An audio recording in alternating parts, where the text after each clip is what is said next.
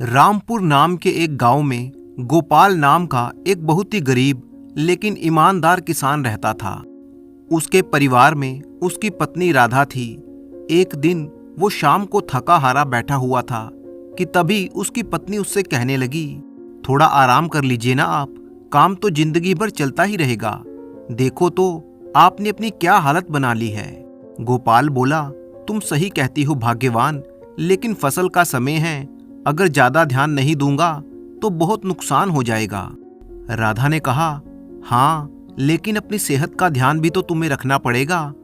मेरे तो इस दुनिया में सिर्फ तुम ही हो, अगर तुम्हें कुछ हो गया तो मैं कहाँ जाऊंगी। अरे तुम चिंता मत करो, मैं बिल्कुल ठीक हूँ, बस मुझे खाना खिला दो, उसके बाद मैं खेतों में लौट जाऊंगा। और उसके बाद गोपाल की पत्नी ने उसे खाना खिलाया और खाना खाने के बाद गोपाल अपने खेतों में पहुंच गया और वहां पर जाकर वो खुदाई कर ही रहा था कि तभी उसका फावड़ा किसी ठोस चीज से टकराया। गोपाल बोला, अरे ये क्या, लगता है कोई भारी चीज है, मिट्टी हटाकर देखता हूँ। गोपाल मिट्टी हटाने लगा तो थोड़ी ही देर में एक पुराना सा संदूक बाहर निकल कर आया। अरे ये तो कोई संदूक है, इसमें क्या होगा, खोल कर देखता हूँ। जैसे ही गोपाल ने वो संदूक खोला, उसके अंदर सोने और चांदी के सिक्के चमक रहे थे। उन्हें देखकर गोपाल की आंखें चुंधिया गई। वो बोला, अरे इतना सारा सोना चांदी। वो कुछ देर तक सोचता रहा और फिर संदूक उठाकर वो अपने घर की तरफ चल दिया। जब वो बक्सा उसकी पत्नी ने देखा तो बोली, अजी ये क्या ले आए आप, ये तो बहुत ही भारी लगता है। गोपाल ने कहा, ये तो मुझे खेतों में मिला है, जरा खोल कर तो देखो इसमें क्या है। राधा वो संदूक खोलती है तो संदूक के अंदर खजाने को देखकर वो हैरान रह गई। उसने इतना सारा खजाना कभी नहीं देखा था। वो बोली, हे भगवान, इतना सारा धन ये कहाँ से आया। अरे भाग्यवान, मैं खेतों में खुदाई कर रहा था तो ये जमीन के नीचे मुझे दबा हुआ मिला है। पत्नी बोली, अब इसका क्या करेंगे, हम इसे रख लेते हैं, अगर हम इसे रख लें तो हमारे सारे दुख दूर हो जाएंगे। गोपू ने कहा, नहीं राधा, ये हमारा नहीं है, हो सकता है कि ये किसी का गुम हुआ खजाना हो और इस तरह से इसे अपने पास रखना चोरी होगी। राधा ने कहा, लेकिन अगर ये किसी का होगा तो उसे कैसे पता चलेगा। गोपाल ने कहा, भाग्यवान, हम इसे नहीं रख सकते, ये खजाना इसके असली मालिक तक पहुंचना चाहिए। राधा ने कहा, तुम्हारी ईमानदारी कभी नहीं बदलेगी, ठीक है, जैसा तुम चाहते हो वैसा करो। राधा, ईमानदारी से बड़ा कोई खजाना नहीं है। हाँ, अगर इसका असली मालिक ना मिले तो हम देखेंगे कि क्या करना है। राधा बोली, अच्छा, तुम्हें जो ठीक लगता है वो करो, मैं तो बस इतना ही चाहती हूँ कि हमारे घर में सुख शांति हमेशा बनी रहे। गोपाल ने कहा, हाँ भाग्यवान, मेरा भी यही सपना है, भरोसा रखो, सब कुछ ठीक होगा। तब राधा कुछ सोचते हुए बोली, लेकिन ये बक्सा तो बहुत ही पुराना है, ना जाने कितने सालों से ये जमीन में दबा पड़ा था, अब ये भला किसका होगा, इतने सालों बाद इसे कौन लेने के लिए आएगा। गोपू ने कहा, राधा, जो भी हो, इस बक्से को हम नहीं रख सकते, ये गलत होगा। मैं कल सुबह जाकर इसे गांव के मुखिया जी को सौंप दूंगा, वो इसे राजा को दे देंगे। राधा ने हैरान होते हुए पूछा, अच्छा, लेकिन क्या मुखिया जी को देना सही रहेगा। गोपू ने कहा, हाँ हाँ, वो इस गांव के सबसे समझदार आदमी हैं, वो इस खजाने के असली मालिक को ढूंढकर इसे लौटा देंगे। आप तो हमेशा से ऐसे ही सीधे, सच्चे और ईमानदार हैं, जैसा आपको ठीक लगे आप वैसा ही कीजिए। और फिर इसके बाद वो दोनों खाना खाकर सो गए। अगले दिन सुबह होते ही गोपाल वो बक्सा लेकर मुखिया जी के पास पहुंच गया। मुखिया अपने घर पर आराम से बैठा हुआ था। गोपू बोला, प्रणाम मुखिया जी, मैं आपसे एक जरूरी बात करने के लिए आया हूँ। अरे गोपाल, सुबह सुबह कैसे आना हुआ, सब ठीक तो है ना। गोपाल बोला, जी मुखिया जी, सब ठीक है, मैं तो इसलिए आया हूँ कि कल खेत में खुदाई करते समय मुझे ये संदूक मिल गया था। खोलकर देखा तो इसके अंदर सोने चांदी के सिक्के भरे हैं। मैं इसे अपने पास नहीं रख सकता, इसलिए मैं आपको सौंपने के लिए आया हूँ। ताकि आप असली मालिक को ढूंढकर इसे लौटा सकें या फिर इसे महाराज तक पहुंचा दें। मुखिया ने जब वो खजाना देखा तो हैरान रह गया। कहने लगा, अरे इतना सारा खजाना, ये किसका हो सकता है भला, और ये तुम्हारे खेत में कैसे आया? गोपाल ने जवाब दिया, वो तो मैं नहीं जानता मुखिया जी, लेकिन जिसका भी हो अब आप ये उस तक पहुंचा दीजिए। मुखिया बोला, गोपू, तुम्हारी ईमानदारी की तो मिसाल दी जाएगी। आज के समय में भला कौन इतना ईमानदार होता है? गोपू मुस्कुराते हुए कहने लगा, अरे मुखिया जी, ईमानदारी ही सबसे बड़ा धन है। जो सही है मैंने तो बस वही किया। मुखिया ने कहा, ठीक है गोपाल, मैं इसे संभाल कर रख लूंगा और पूरे गांव में खबर करवा दूंगा। अगर इसका कोई असली मालिक हुआ तो उसे सौंप दूंगा। गोपू ने कहा, धन्यवाद मुखिया जी, अब मैं चलता हूँ। इतना कहकर गोपाल वहां से चला गया। लेकिन इतना सारा खजाना देखकर मुखिया के मन में अब लालच आ चुका था। वो सोचने लगा, इतना सारा खजाना अगर मैं इसे राजा को सौंप दूंगा तो मुझे क्या मिलेगा? सिर्फ मेरा नाम ही होगा। लेकिन अगर मैं इसे अपने पास रख लूं तो मेरी सारी परेशानियां खत्म हो जाएंगी। इसे भला राजा को देने की क्या जरूरत है? राजा के पास तो पहले से ही इतना खजाना भरा पड़ा है, और किसी को क्या पता चलेगा कि गोपाल को खजाना मिला था और उसने वो मुझे दे दिया। इसे तो मैं ही रख लेता हूँ और अपने घर में इसे छिपा दूंगा, किसी को कुछ नहीं पता चलेगा। और फिर शाम को मुखिया जी की पत्नी उस खजाने के बारे में पूछने लगी, अरे ये संदूक कहाँ से आया जी? इसमें तो इतना सारा सोना चांदी भरा है। मुखिया बोला, अरे वो हमारे गांव का गोपू है ना, उसको अपने खेत में ये मिला था। वो इसे राजा तक पहुंचाने को कह रहा था, लेकिन मैंने तो सोच लिया है कि ये खजाना हम अपने पास ही रख लेंगे। उसकी पत्नी बोली, लेकिन ये तो चोरी हुई ना, अगर किसी को पता चल गया तो हमारी पूरी इज्जत मिट्टी में मिल जाएगी। मुखिया ने लापरवाही से कहा, अरे किसी को कुछ नहीं पता चलेगा। वो गोपाल तो बहुत ही भोला भाला और सीधा आदमी है, वो कभी किसी से कुछ नहीं कहेगा। पत्नी ने कहा, वो तो ठीक है, लेकिन अगर राजा को पता चल गया तो हमारी खैर नहीं। मुखिया बोला, अरे राजा तक बात पहुंचेगी ही नहीं, तुम चिंता मत करो, ये खजाना अब हमारा है, किसी को कुछ नहीं पता चलेगा। और फिर मुखिया ने लालच में आकर अपनी ईमानदारी को छोड़ दिया और वो खजाना अपने पास ही रख लिया। इधर गोपाल को तो इस बात का अंदाजा भी नहीं था, उसे तो मुखिया पर पूरा विश्वास था। जब गोपाल घर पहुंचा तो उसकी पत्नी पूछने लगी, क्यों जी, वो खजाना मुखिया जी को दे आए? उन्होंने क्या कहा? गोपाल ने जवाब दिया, अरे वो क्या कहते, मैंने उन्हें साफ साफ कह दिया कि खजाने के असली मालिक को ढूंढकर उसे दे दें या फिर इसे राजा के खजाने में जमा करवा दें। उसकी पत्नी कहने लगी, कहीं ऐसा तो नहीं कि मुखिया जी उस खजाने को अपने पास ही रख लें और राजा तक पहुंचाए ही नहीं। राधा, मुखिया जी एक बहुत ही नेक इंसान हैं, वो ऐसा नहीं करेंगे। वो जरूर खजाने के असली मालिक को ढूंढकर उस तक पहुंचा देंगे। पत्नी बोली, लेकिन फिर भी खजाने का लालच बहुत बुरा होता है। मुझे तो डर लगता है कि कहीं हम पर कोई चोरी का इल्जाम ना लगा दे। गोपू उसे समझाते हुए कहने लगा, अरे इसमें डरने की क्या बात है, वैसे भी हमने कोई चोरी नहीं की, हमने तो वही किया जो सही था। अब बाकी जो भी होगा वो भगवान देखेंगे। दूसरी तरफ मुखिया का लालच अब उसे गलत रास्ते पर ले जा चुका था। दोपहर का समय था, गांव में हलचल बहुत ही कम थी। गांव के चबूतरे पर कुछ लोग बैठे हुए थे। बिरजू और हरिया आपस में बातें कर रहे थे। अरे तुमने सुना, गोपाल के खेतों में खजाना मिला था? हाँ, मैंने भी सुना है, लेकिन वो गोपाल ही है जो बिना किसी लालच के वो खजाना मुखिया को सौंप आया। आजकल के समय में भला कौन इतना ईमानदार होता है? सच कहते हो भाई, कोई और होता तो चुपचाप वो खजाना अपने घर में छिपा लेता, लेकिन गोपाल की ईमानदारी तो आज मिसाल बन जाएगी। अगर मुझे वो खजाना मिला होता तो मैं अपनी पूरी जिंदगी ऐश से गुजारता। लेकिन एक बात मेरी समझ में नहीं आई, मुखिया जी को खजाना मिले हुए 1 महीना हो गया, लेकिन भाई एक बात मेरी समझ में नहीं आई, 1 महीना हो गया लेकिन आज तक मुखिया जी ने उसके असली मालिक के बारे में किसी को नहीं बताया। अगर कोई उसका असली मालिक होता तो सामने आता और हमें उसकी कुछ ना कुछ खबर तो जरूर मिलती। मुखिया को वो खजाना राजा को सौंप देना चाहिए था। अरे उस बेचारे गोपाल को क्या पता कि मुखिया जी ने वो खजाना अपने पास रख लिया है।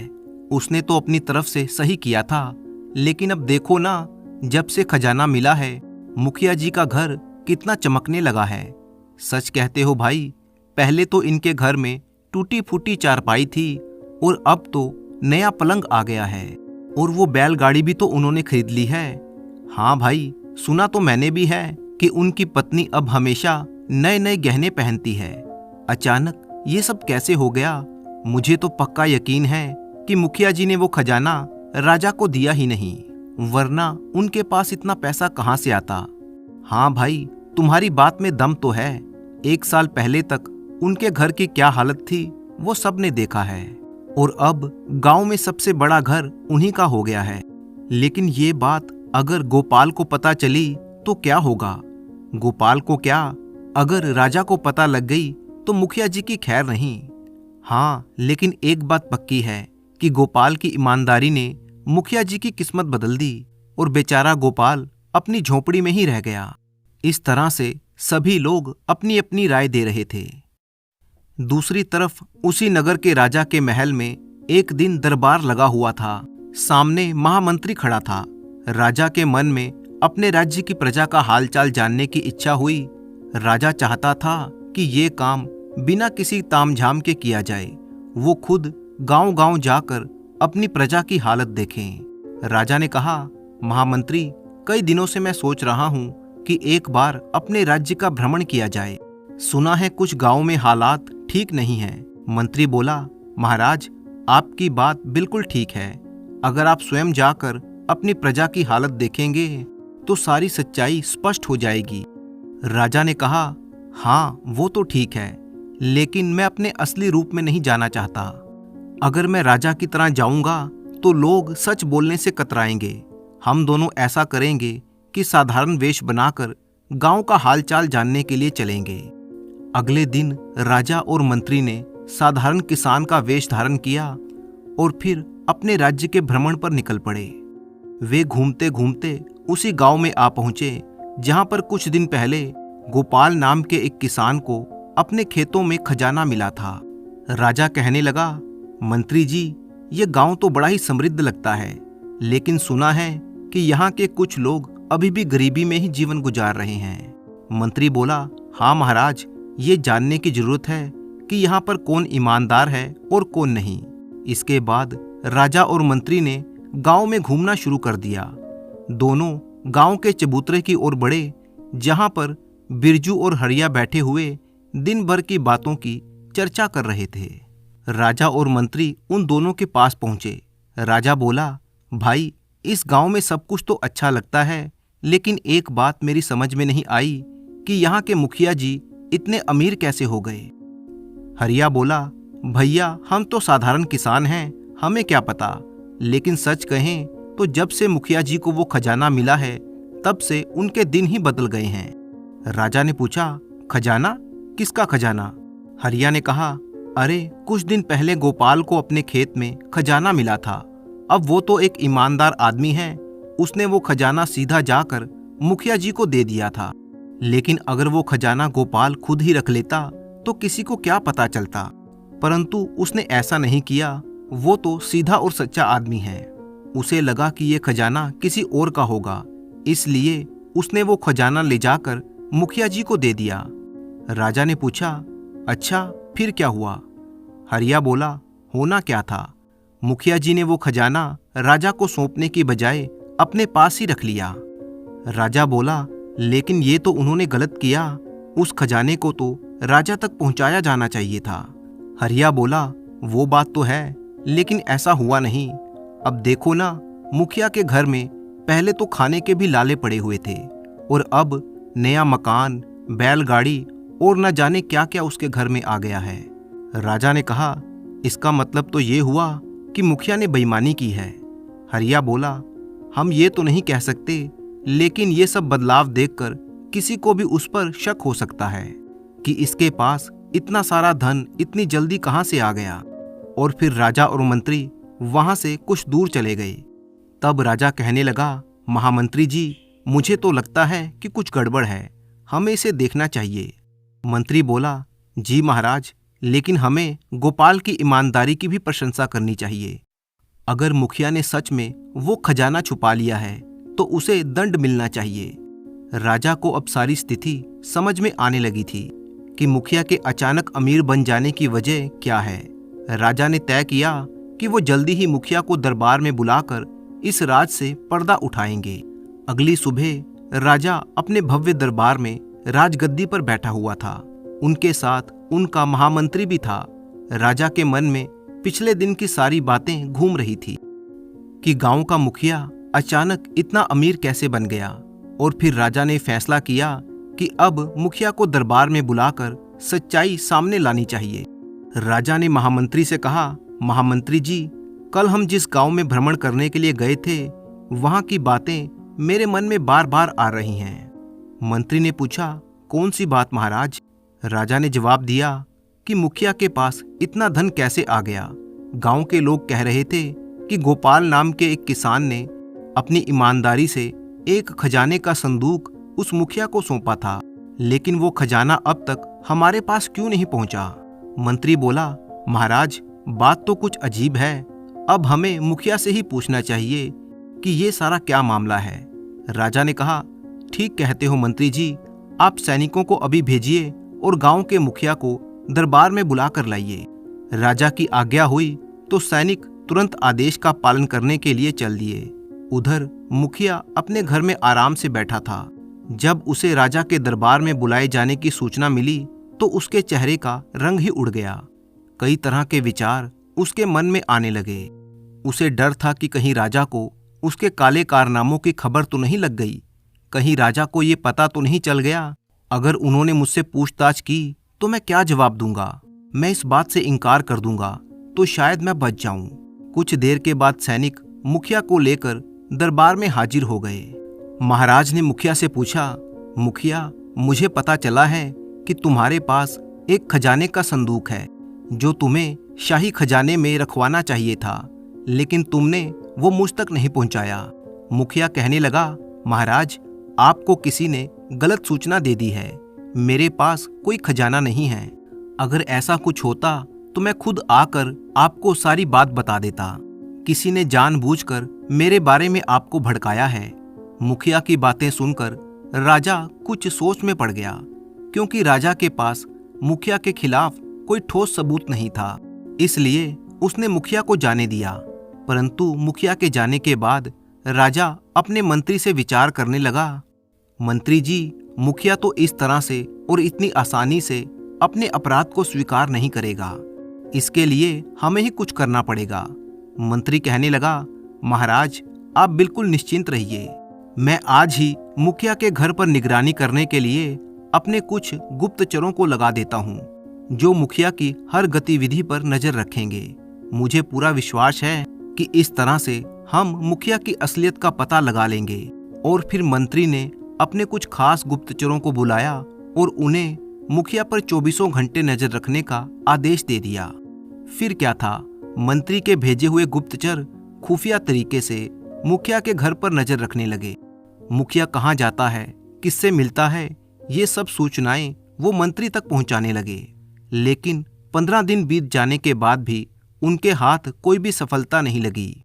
उन्हें ऐसी कोई भी खबर नहीं मिली जिससे मुखिया का अपराध साबित हो सके। मंत्री इस बात से चिंतित था, परंतु उसे पूरा विश्वास था कि मुखिया एक बेईमान आदमी है और खजाना उसी के पास है। इधर मुखिया बड़े ही आराम से अपने दिन गुजार रहा था कि तभी एक दिन गांव में राजा का भेजा हुआ एक सैनिक आया और घोषणा करने लगा कि सभी गांव वालों को ये सूचित किया जाता है कि आजकल नगर में चोर और लुटेरों का एक गिरोह आया हुआ है, जो नगर में चोरी और लूटपाट की घटनाओं को अंजाम दे रहा है। इसलिए सभी गांव वालों को सावधान रहने की हिदायत दी जाती है। अगर आपको कोई ऐसा संदिग्ध व्यक्ति दिखे तो उसकी सूचना नगर के कोतवाल को दी जाए। आप सभी के सहयोग से उन लुटेरों के गिरोह को पकड़ा जाएगा। गांव के लोग ये सूचना सुनकर कुछ घबरा गए थे। गांव के मुखिया को भी जब ये खबर मिली तो वो अपने खजाने को लेकर काफी फिक्रमंद हो गया कि कहीं लुटेरों की नजर उसके खजाने पर न पड़ जाए। एक दिन मुखिया जब सुबह सोकर उठा तो उसे अपने घर के आंगन में एक कागज का टुकड़ा गिरा हुआ मिला, जो एक पत्थर में लपेटकर वहां पर फेंका गया था। मुखिया ने जब वो पत्थर उठाया, असल में वो एक चिट्ठी थी।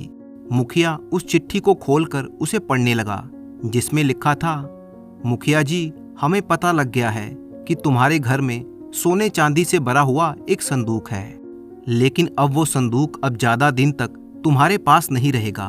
बहुत ही जल्दी हम तुम्हें मारकर वो संदूक उठाकर ले जाएंगे। हाँ, अगर तुम अपनी जान की सलामती चाहते हो तो वो खजाने से भरा हुआ संदूक चुपचाप हमारे हवाले कर दो। इस काम के लिए तुम्हें सिर्फ 1 हफ्ते का समय मिलेगा। 1 हफ्ते के अंदर तुम वो संदूक गांव के बाहर बने हुए पुराने मंदिर के पीछे रात के समय चुपचाप झाड़ियों में रख जाना, तो तुम्हारी जान बच सकती है। वरना अगर हम खुद संदूक को लेने के लिए तुम्हारे घर आएंगे तो संदूक तो जाएगा ही, साथ में तुम्हारी जान भी जाएगी। लुटेरों का सरदार दुर्जन सिंह। वो चिट्ठी पढ़ते ही मुखिया के चेहरे का रंग उड़ गया। वो किसी भी हालत में अपने खजाने को अपने हाथ से नहीं जाने देना चाहता था। एक बार उसके मन में आया कि वो इस चिट्ठी के बारे में नगर के कोतवाल को बता दे, लेकिन वो बताता तो किस मुंह से, क्योंकि ऐसा करने पर उसके खजाने का भेद खुल जाने का डर था, जबकि वो तो राजा से कह चुका था कि उसके पास कोई खजाना नहीं है। अब तो मुखिया दुविधा में फंस चुका था। ना तो वो खजाने के बारे में किसी को बता सकता था और ना ही वो खजाने को अपने हाथ से जाने देना चाहता था। तब मुखिया ने इस समस्या का एक हल निकाला। उसने सोचा, क्यों ना कल रात को ही मैं खजाने को अपने घर से हटाकर किसी दूसरी जगह पर छुपा दूं, ताकि अगर लुटेरे मेरे घर पर आए भी तो ये खजाना उनके हाथ ना लगे। ये सोचकर अगली रात को मुखिया ने वो खजाने वाला संदूक उठाया और छिपते छिपाते आधी रात के समय अपने घर से बाहर निकला और गांव से कुछ दूर जंगल के नजदीक एक बरगद के पेड़ के नीचे पहुंचा। उसने वहां पर एक खड्डा खोदा और संदूक को बरगद के पेड़ के नीचे दबा दिया। मुखिया को पूरा विश्वास था कि वो संदूक वहां पर बिल्कुल सुरक्षित रहेगा, क्योंकि गांव के लोगों का वहां पर आना जाना बहुत ही कम था। संदूक को वहां पर दबाकर मुखिया वापस अपने घर लौट आया। अब वो बिल्कुल निश्चिंत हो चुका था। उसका खजाना बिल्कुल सुरक्षित जगह पर पहुंच चुका था। अब वो लुटेरों के हाथ नहीं लगेगा। उस रात मुखिया चैन की नींद सोया। जब सुबह वो उठा तो देखा कि राजा के कुछ सिपाही उसके दरवाजे पर आ धमके।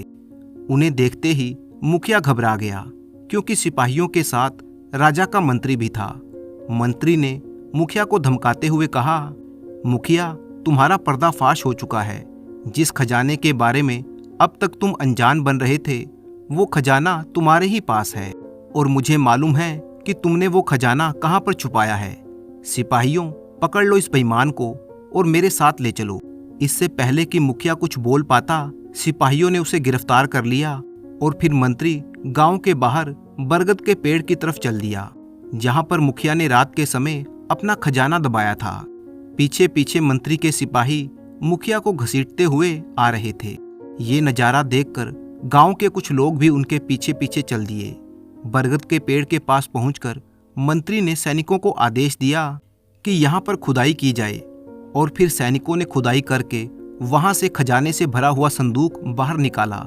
इसके बाद सैनिकों को आदेश दिया गया कि वो गोपाल को यहाँ पर लेकर आएं, ताकि वो इस संदूक को पहचान कर बता सके कि ये वही संदूक है जो उसे अपने खेतों से मिला था। सैनिक गोपाल को लेकर वहां पर आ पहुंचे। तब मंत्री ने गोपाल से पूछा, गोपाल, क्या ये वही संदूक है जो तुम्हें मिला था? गोपाल ने कहा, जी मंत्री जी, ये वही संदूक है और मैंने ये संदूक मुखिया जी को दिया था, ताकि ये संदूक राजा जी के खजाने में जमा करवाया जा सके। अब तो मुखिया की सारी पोल खुल चुकी थी। तब मंत्री ने कहा, मुखिया जी, क्या तुम जानना नहीं चाहोगे कि तुम्हारे इस संदूक के बारे में मुझे कैसे पता लगा? असल बात तो ये है कि गांव में लुटेरों के बारे में जो मुनादी करवाई गई थी, वो मैंने जानबूझकर करवाई थी, और तुम्हारे घर पर जो चिट्ठी तुम्हें मिली थी, वो लुटेरों ने नहीं बल्कि मैंने ही तुम्हारे घर पर फिकवाई थी। ये सारी मेरी ही योजना थी, ताकि तुम उस खजाने को बचाने के लिए कोई ऐसा कदम उठाओ कि मैं तुम्हें रंगे हाथों पकड़ सकूं। और देखो, मेरा अंदाजा बिल्कुल सही निकला। तुमने उस चिट्ठी को लुटेरों की धमकी समझा और ये संदूक यहाँ पर छिपाने के लिए आ गए। लेकिन मेरे गुप्तचर जो 24 घंटे तुम पर नजर रखे हुए थे, उन्होंने रात के समय तुम्हें ये सब करते हुए देख लिया था और इसकी सूचना मुझे मिल गई, जिसका नतीजा आज तुम्हारे सामने है कि तुम रंगे हाथों पकड़े गए हो। इसके बाद मुखिया को राजा के सामने पेश किया गया। तब राजा ने यह फैसला दिया कि खजाने से भरा हुआ संदूक शाही खजाने में जमा करवा दिया जाए और मुखिया को उसकी बेईमानी के अपराध में 2 साल के लिए कारागार में डाल दिया जाए। और साथ ही साथ गोपू किसान, जिसकी ईमानदारी की वजह से ये खजाना राजा के पास पहुंचा है, उसे 1000 स्वर्ण मुद्राएं इनाम में दी जाएं। और इस तरह से अपनी ईमानदारी के कारण गोपू को वो इनाम मिल गया और अब वो एक गरीब किसान नहीं रहा था, बल्कि उसकी ईमानदारी ने आज उसे अमीर बना दिया था। तो दोस्तों, मुझे पूरी उम्मीद है कि आपको ये कहानी बहुत ही पसंद आई होगी। तो इसी तरह की कहानियाँ देखने के लिए चैनल को सब्सक्राइब कर लीजिए। वीडियो अच्छी लगी तो इसे लाइक कीजिए और अपने बेशकीमती कमेंट करना बिल्कुल मत भूलिएगा।